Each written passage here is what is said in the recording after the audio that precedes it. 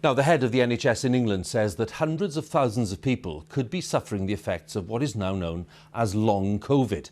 For most people, COVID-19 is a relatively mild illness which passes quickly. But many others are left struggling with symptoms for months afterwards. Some can be exhausted just with a short walk. Others can experience much more severe symptoms. Our medical editor, Fergus Walsh, has been investigating. So initially I couldn't even climb a flight of stairs. This is what long COVID can look like. Okay, arms across your chest. Suji Yatindra is a doctor in A&E. He got only a mild illness with COVID, yet it's left him so exhausted he's been off work for 3 months. Short of breath quite easily, lots of muscle aches, joint pains. That's it really.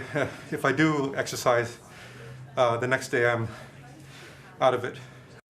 Okay, so I'm going to time a minute and This post-COVID clinic at London's University College Hospital is diagnosing a vast array of physical, mental and cognitive problems, all stemming from coronavirus infection. So we're seeing people with really severe fatigue and really significant breathlessness. You know, people who were running marathons at the beginning of the year, previously fit and well, didn't need any hospital admission for their COVID, but 6 months on are too fatigued to even get to the shops to buy food.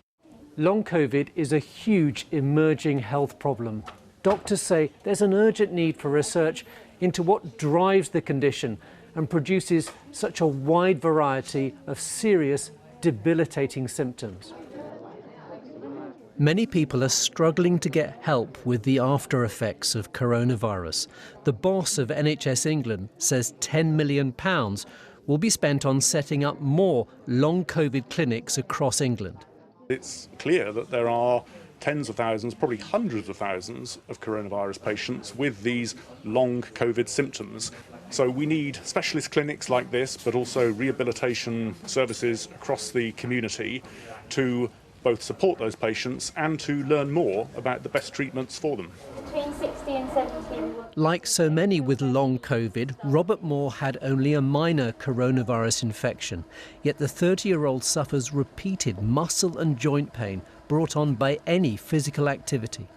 As soon as I do anything, whether that's going for a walk or preparing something to eat or doing any form of cognitively difficult tasks, I'll just find a huge amount of fatigue the next day, whether that's muscular or just a sort of general fatigue.